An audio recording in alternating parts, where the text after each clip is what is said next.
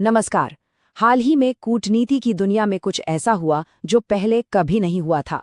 United nation security council ने अपने पूरे इतिहास में पहली बार सीरिया का आधिकारिक दौरा किया। तो आज हम इसी पर बात करेंगे कि आखिर 80 साल बाद ये ऐतिहासिक बदलाव क्यों हुआ और इसका सीरिया और पूरी दुनिया के लिए क्या मतलब है।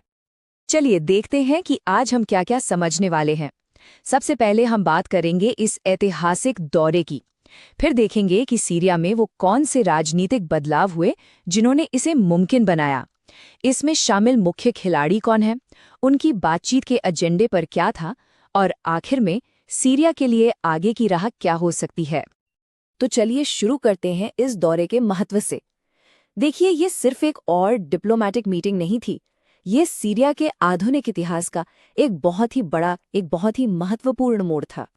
4 दिसंबर 2025 ये वो तारीख थी जब दुनिया की सबसे शक्तिशाली संस्था यानी यूनाइटेड नेशन सिक्योरिटी काउंसिल ने अपनी स्थापना के बाद पहली बार सीरिया की धरती पर कदम रखा। पहली बार। इस टाइमलाइन को देखिए। 1945 में यूएनएससी की स्थापना हुई और 2025 में ये पहली यात्रा, मतलब पूरे 80 साल का फासला। ये लंबा गैप अपने आप में एक बड़ा सवाल खड़ा करता है ना, कि आखिर इतने लंबे समय तक ऐसा क्यों नहीं हुआ और अब अचानक ऐसा क्या हुआ। तो ये बात तो साफ है कि ये यात्रा सिर्फ एक फॉर्मल मीटिंग नहीं थी। नहीं, ये एक बहुत ही पावरफुल सिग्नल है कि सीरिया, जो दशकों से अलग थलग पड़ा था और संघर्ष से जूझ रहा था, अब शायद दुनिया के साथ अपने रिश्तों में एक नया अध्याय शुरू करने जा रहा है। तो अगला सवाल यही उठता है कि इस ऐतिहासिक दौरे को आखिर किस चीज़ ने मुमकिन बनाया। सीरिया के अंदर और दुनिया के जियोपॉलिटिकल मैप पर ऐसे कौन से बड़े बदलाव हुए जिन्होंने इसके लिए रास्ता तैयार किया। जैसा कि ये टाइमलाइन दिखा रही है, सीरिया ने हाल के कुछ सालों में बहुत तेज़ी से राजनीतिक बदलाव देखे हैं।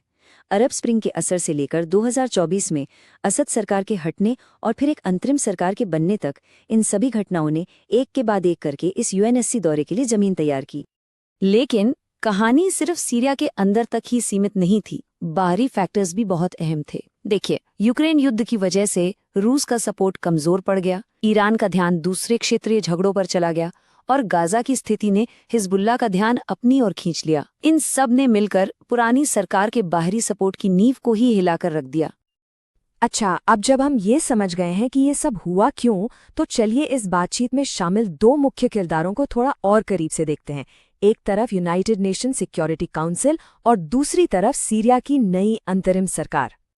हम सब जानते हैं कि यूएनएससी की सबसे बड़ी जिम्मेदारी दुनिया में शांति और सुरक्षा बनाए रखना है, लेकिन इसकी ताकत अक्सर इसके परमानेंट मेंबर्स के बीच के तनाव की वजह से बंध जाती है, और सीरिया के मामले में तो हमने ये बार बार देखा है। यूएनएससी का जो स्ट्रक्चर है और खास तौर पर P5 देशों की वीटो पावर, उसने सीरिया के संघर्ष में एक बहुत बड़ी भूमिका निभाई है। रूस और चीन ने अक्सर पश्चिमी देशों के प्रस्तावों को वीटो किया है। तो ये यात्रा शायद इन बटी हुई ताकतों को एक साथ लाने की दिशा में पहला कदम हो सकती है। और फिर है सीरिया, मिडिल ईस्ट के बिल्कुल चौराहे पर बसा एक देश। इसकी स्ट्रेटेजिक लोकेशन इसे क्षेत्रीय और वैश्विक शक्तियों के लिए बहुत अहम बना देती है, और यही इसके लंबे और मुश्किल संघर्ष की एक बड़ी वजह भी रही है। तो जब ये दोनों पक्ष आखिरकार एक मेज पर बैठे, तो बात क्या हुई? वो कौन से बड़े मुद्दे थे जिन पर चर्चा हुई, जो सीरिया के आने वाले कल को तय करेंगे? एजेंडा काफी बड़ा था। इसमें सीरिया के सामने खड़ी सबसे बड़ी चुनौतियां शामिल थीं, जैसे कि राष्ट्रीय बातचीत के जरिए राजनीतिक दूरियों को कम करना, आतंकवाद से निपटकर देश को सुरक्षित बनाना, युद्ध से तबाह हुई अर्थव्यवस्था को फिर से खड़ा करना और सभी सीरियाई लोगों के लिए न्याय और बराबरी सुनिश्चित करना। और शायद इस पूरी बैठक का सबसे महत्वपूर्ण नतीजा ये बयान था।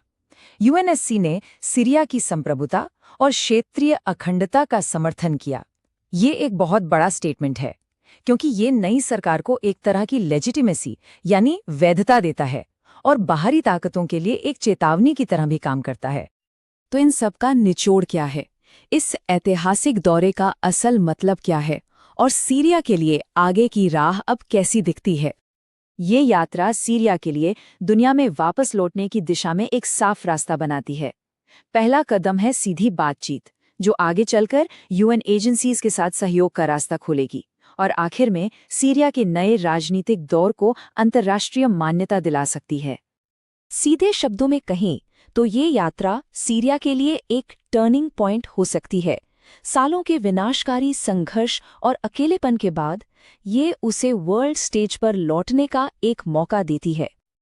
तो हम इस अहम सवाल के साथ अपनी बात खत्म करते हैं। क्या ये ऐतिहासिक बातचीत सच में सीरिया में एक स्थायी शांति और स्थिरता ला पाएगी? इसका जवाब तो खैर वक्त ही देगा, लेकिन कई सालों में पहली बार उम्मीद की एक किरण जरूर दिखाई दी है।